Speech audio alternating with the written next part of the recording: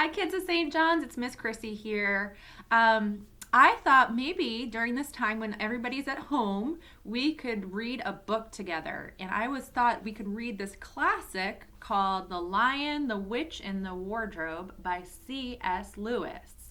I will read a chapter for each video and upload them onto YouTube for you. So read along with me or listen along with me as I read this wonderful book called The Lion, the Witch, and the Wardrobe. All right, are you all settled in a cozy spot? All right, chapter 1. Lucy looks into a wardrobe.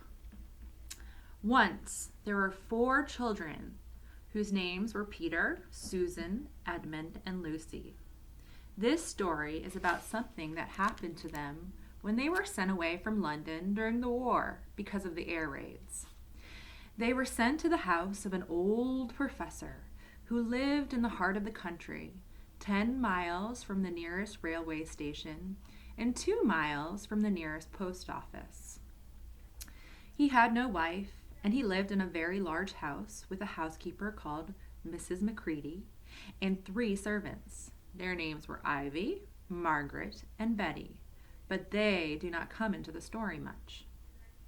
He himself was a very old man with shaggy white hair, which grew over most of his face as well as on his head, and they lived like him almost at once. Oh, and they liked him almost at once. But on the first evening when he came out to meet them at the front door, he was so odd-looking that Lucy, who was the youngest, was a little afraid of him.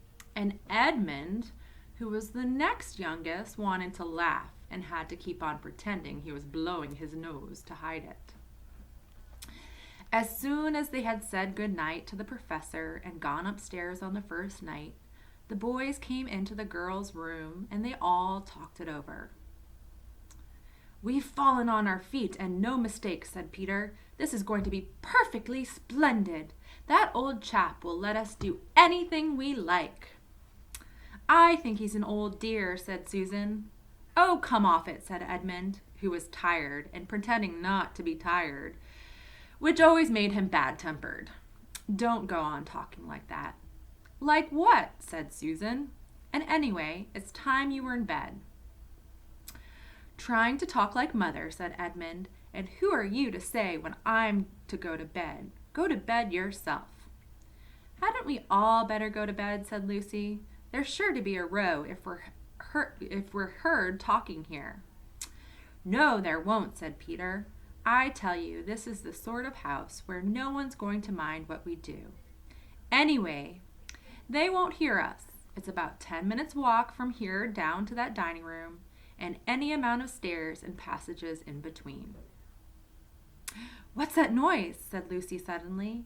It was a far larger house than she had ever been in before, and the thought of all those long passages and rows of doors leading into empty rooms was beginning to make her feel a little creepy. "It's only a bird, silly," said Edmund. "It's an owl," said Peter. "This is going to be a wonderful place for birds. I shall go to bed now. I say, let's go and explore tomorrow. You might find anything in a place like this. Did you see those mountains as we came along? And the woods? There might be eagles. There might be stags. There'll be hawks." "Badgers," said Lucy.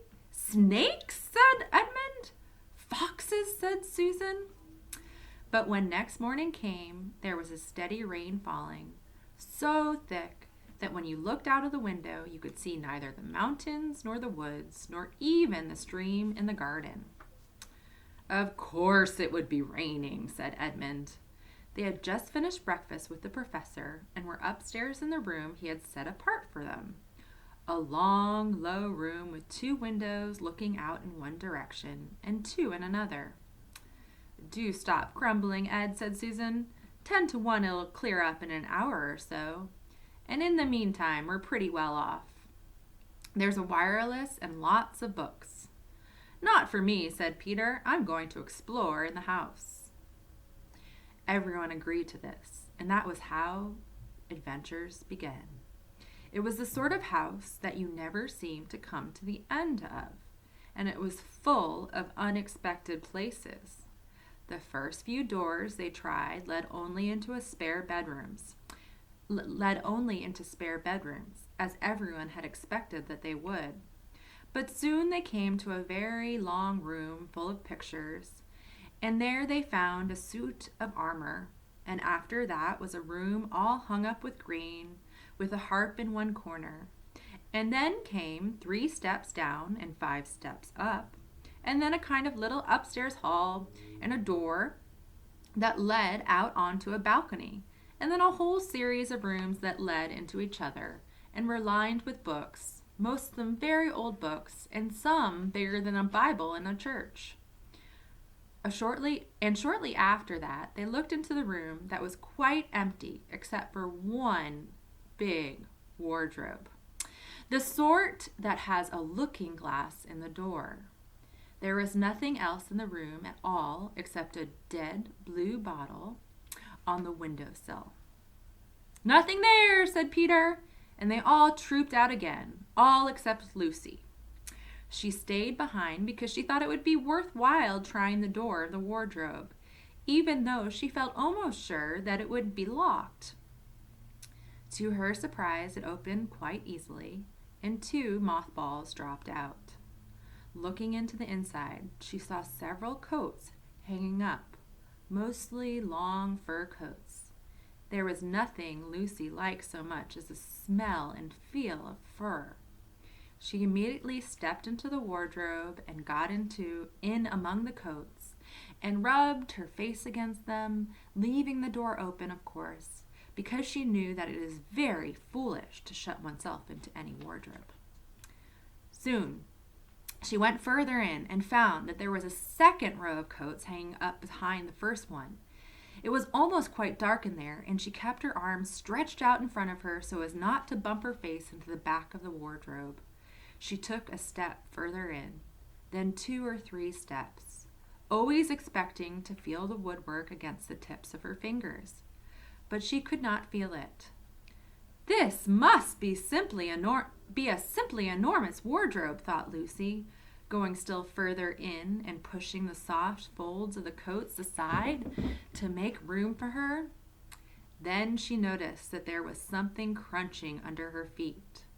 "I wonder, is that more mothballs?" she thought, stooping down to feel it with her hands. But instead of feeling the hard, smooth wood of the floor of the wardrobe, she felt something soft and powdery and extremely cold. "This is very odd," she said, and went on a step or 2 further. Next moment she found that what was rubbing against her face and hands was no longer soft fur, but something hard and rough and even prickly. "Why, it is just like the branches of trees!" exclaimed Lucy. And then she saw there was a light ahead of her, not a few inches away where the back of the wardrobe ought to have been, but a long way off. Something cold and soft was falling on her. A moment later, she found that she was standing in the middle of a wood at night time, with snow under her feet and snowflakes falling through the air. Lucy felt a little frightened, but she felt very inquisitive and excited as well. She looked back over her shoulder, and there, between the dark tree trunks, she could still see the open doorway of the wardrobe, and even catch a glimpse of the empty room from which she had set out. She had, of course, left the door open, for she knew that it is a very silly thing to shut oneself into a wardrobe. It seemed to be still daylight there. "I can always go back if anything goes wrong," thought Lucy. She began to walk forward, crunch, crunch, over the snow and through the wood, toward the other light. In about 10 minutes, she reached it and found that it was a lamppost. As she stood looking at it, wondering why there was a lamppost in the middle of the wood, and wondering what to do next, she heard a pitter-patter of feet coming towards her. And soon after that, a very strange person stepped out from among the trees into the light of the lamppost. He was only a little taller than Lucy herself, and he carried over his head an umbrella white with snow. From the waist upwards he was like a man, but his legs were shaped like a goat's.